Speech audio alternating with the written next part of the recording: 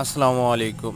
দেশ এবং দেশের বাইরে থেকে যারা এই মুহূর্তে আমাকে দেখতেছেন এই ভিডিওটার মাধ্যমে সবাইকে জানাচ্ছি আন্তরিক শুভেচ্ছা ও অভিনন্দন। আর দেখতে দেখতে আজকে 20 রোজা চলে যেতেছে, আর অল্প কিছুক্ষণ পরেই ইফতারের আয়োজন করতে হবে, যার কারণে কিছু ফল কেনার জন্য আসলাম।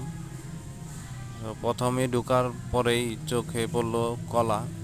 তো ফার্স্টে আমি একটা জরি নিতেছি, যাতে যে কয়টা জিনিস নেই এটার মধ্যে থুইয়া নিয়ে যাইতে সুবিধা হয় ক্যাশ কাউন্টার পর্যন্ত। তো প্রথমে ভাল লাগতেছিল কলাটি, এর কলা হলো যে সেম বাংলাদেশের যে সবরি কলা, এই দেশের এই সবরি কলা। এটা কলাটি দেখতে কালা দেখা গেলেও খাইতে অনেক মিষ্টি, নরম, সুস্বাদু, কষ্টি নেই আর কি।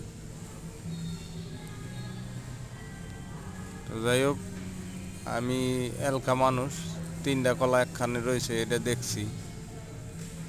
এই যে আপনি দেখাই, এই যে তিনটা কলা রয়েছে জমস। আপনার একটা হলো জমক আর একটা হলো আলাদা, এটাই নিলাম। এখন এখান থেকে একটা আম নিলাম,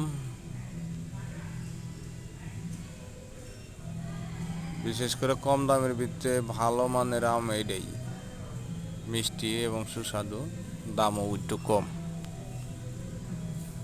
তো একটাই নিতেছি, যেহেতু এলাকা মানুষ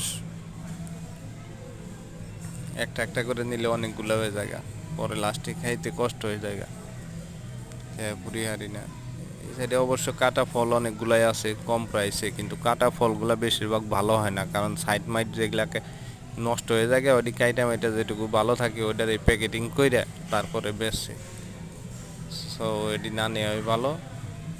যারা ফল কিনবেন অবশ্যই তাজা তরতাজা দেখে কিনবেন, কাটা ফল কেউ কিনবেন না।